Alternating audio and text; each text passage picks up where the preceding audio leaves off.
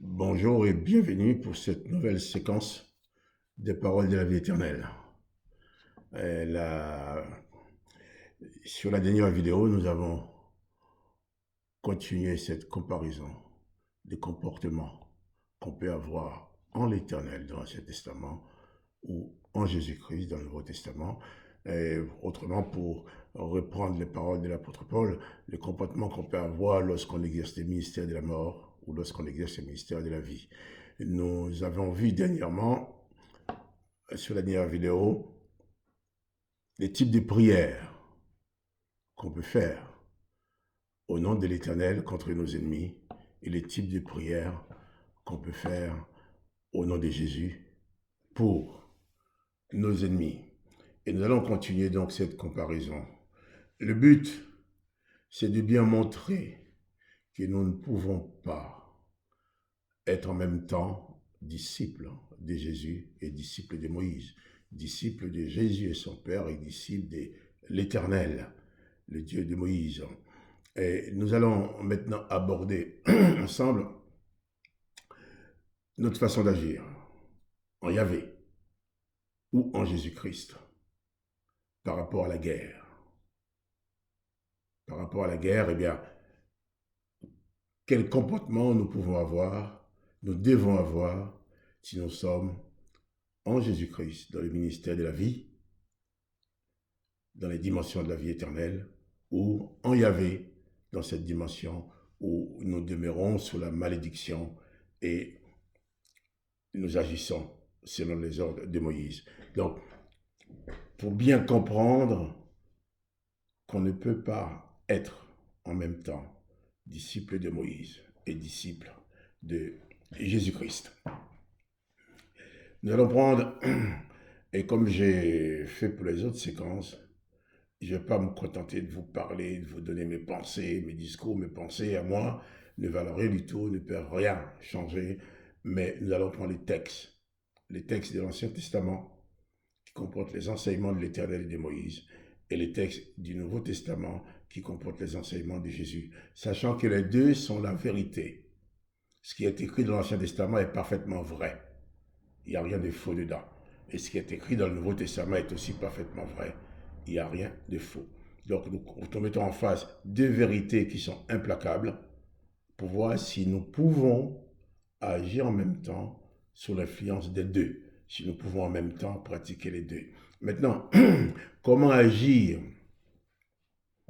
par rapport à la guerre, en l'Éternel ou en Moïse? D'abord, en l'Éternel, en Moïse.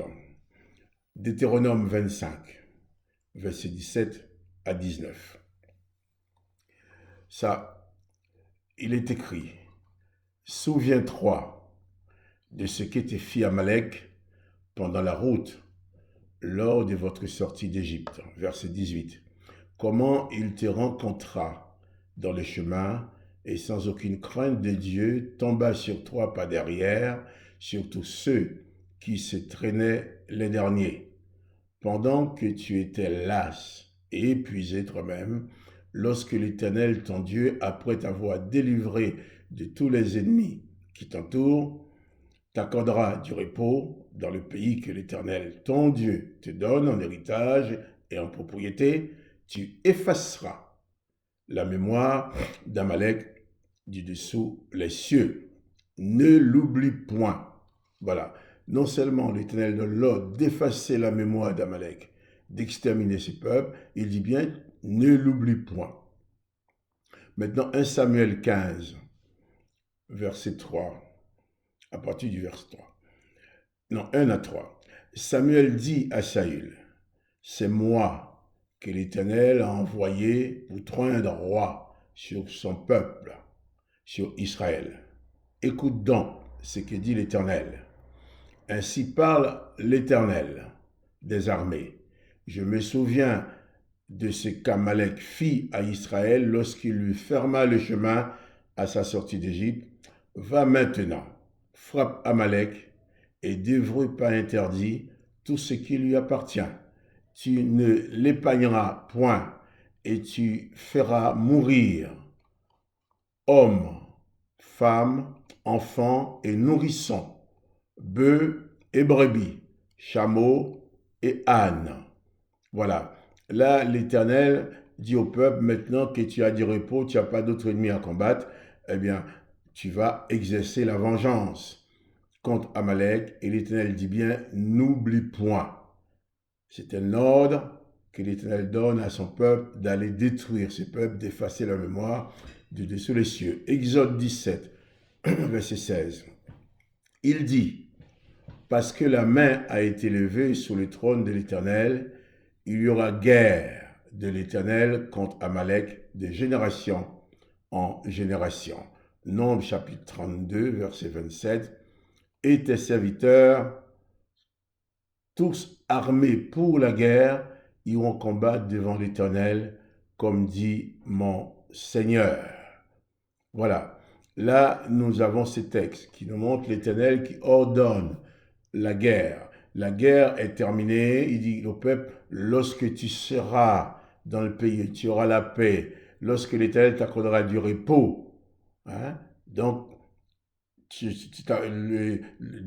lorsque Dieu, l'Éternel Dieu, t'aura délivré de tous tes ennemis, eh bien, il dit, tu te souviendras de ce que tu as fait à Amalek et tu auras exercé la vengeance en effaçant sa mémoire du dessous des cieux.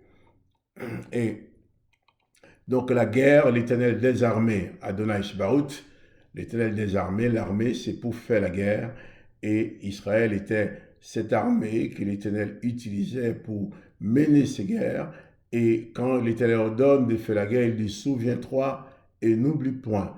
Et si Israël avait le malheur de refuser de mener une guerre de l'Éternel, mais c'est Israël lui-même qui aurait eu des graves problèmes. Maintenant, que dit Jésus par rapport à la guerre dans l'enseignement de Jésus-Christ? Matthieu 5, versets 38 à 42.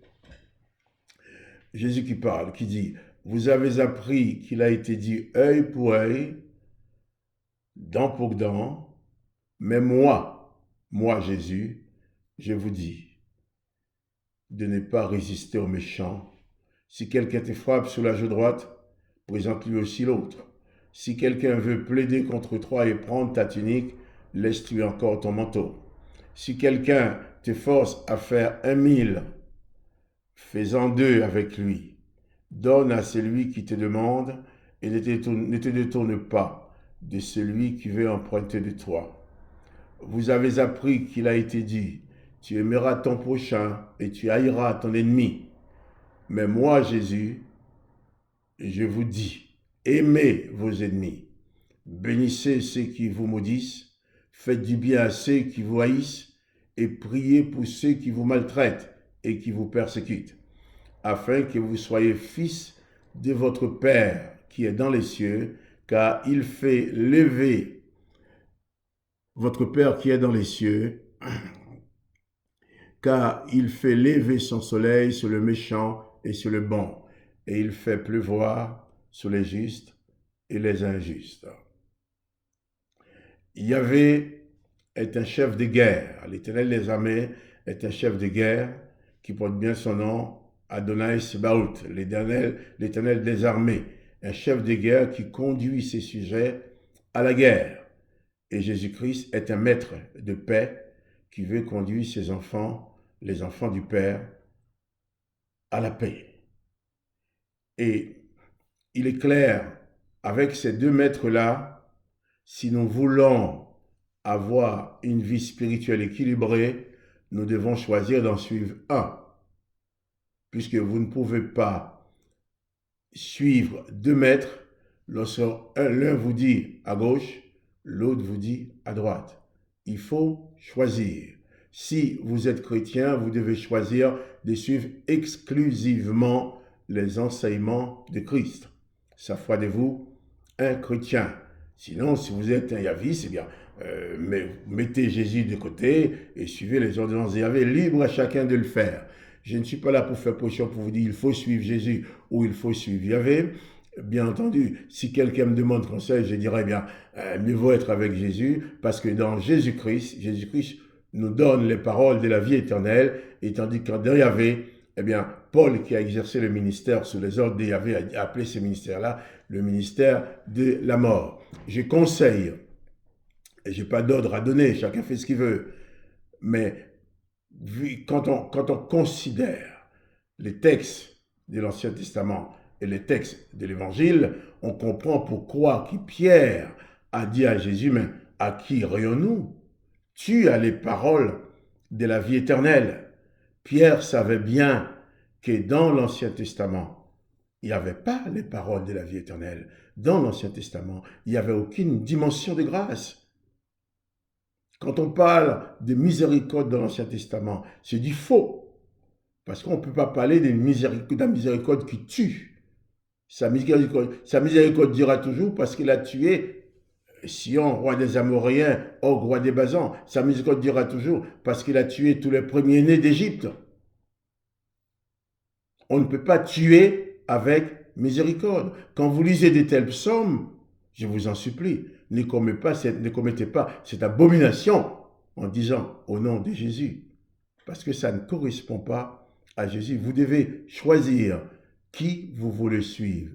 Suivre Moïse, Élie, Élisée, en l'Éternel, Samuel et tout le reste, ou suivre Jésus. Tout amalgame qu'on pourra faire dans tout ça, eh bien, nous conduira à une vie médiocre qui n'aura aucun rapport avec Jésus-Christ. Jésus-Christ nous dit, eh bien, nous n'avons pas à tuer, nous n'avons pas le droit de maudire, nous n'avons pas le droit de détruire l'autre, nous n'avons pas le droit de demander le malheur sur l'autre, parce que nous sommes dans le ministère de la vie. Dans le ministère de la vie,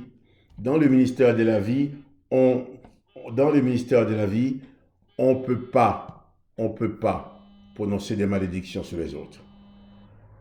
Voilà, que la grâce du Christ vous accompagne et à bientôt pour une autre séquence des paroles de la vie éternelle.